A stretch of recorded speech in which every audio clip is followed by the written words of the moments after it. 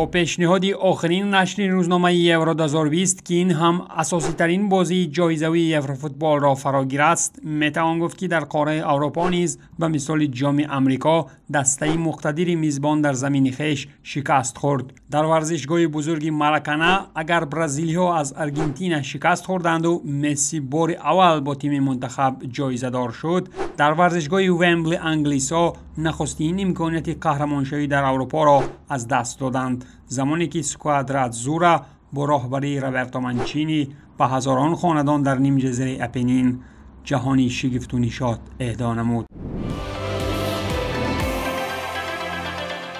خلاص اگر به رفت بازی اندک نظر کنیم، در بازی فینالی بر مقابل ایتالیایی ها گارت ساوتگیت با 3 دفاعگر مرکزی به میدان آمد و محض از برای این کیران تریپیر در حقیقت موقع پیدا نمود. ارسال قلعه کیران تریپیر از کنار راست در دقیقه دوم سبب شد که لوک شو با ضربه قوی توپ را وارد دروازه دوناروما نماید. پس از گل سر داده شده البته دسته مانچینی دیر باز به خود آمد و تنها در دقیقه 35 فدریکو کیزا یک امکان قلعه گلزنی را در اختیار داشته بود. پیشتازی چشمرس در بازی و برتری خاصه در توپ نگاهداری را ایتالیایی ها در نیمه دوم هم ادامه داده جردن پیکفورد بازی اعلی صفت خود را نشان دادن می گرفت، زمانی که ضربه اینسینی را به خطر نمود و در دقیقه 62 در وقت ضربه زنی کیزا ماهرانه بازی کرد.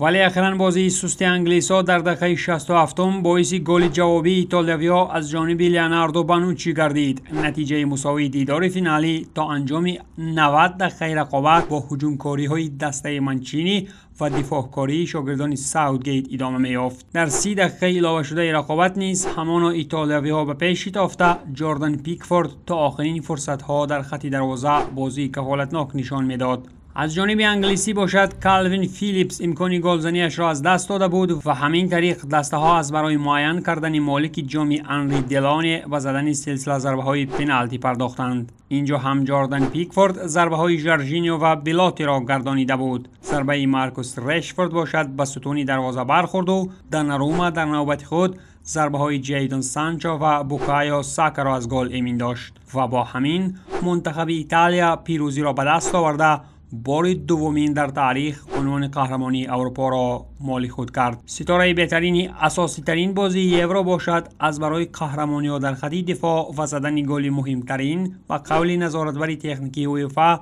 پیکی بانر لیوناردو بانوچی اعتراف گردید. اسکوادرا اتزورا باشد چون این پیروزی ارزشمند را دیر باز جشنگیری میکند و شیران سگانه زخمی شده در میدان خویش نوابسته به دسترسی به بهترین نشانداد در 55 سال دیر باز درد دل خواهند کرد.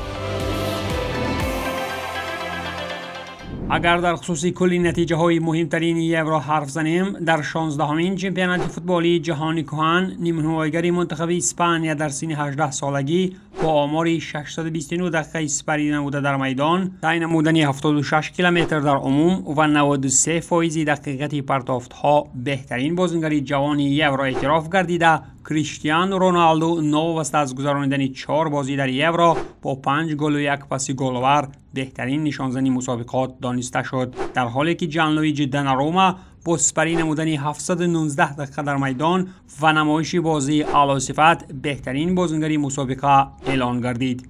این بود روزنامه یورو 2020. صحتمند و پیروز باشید.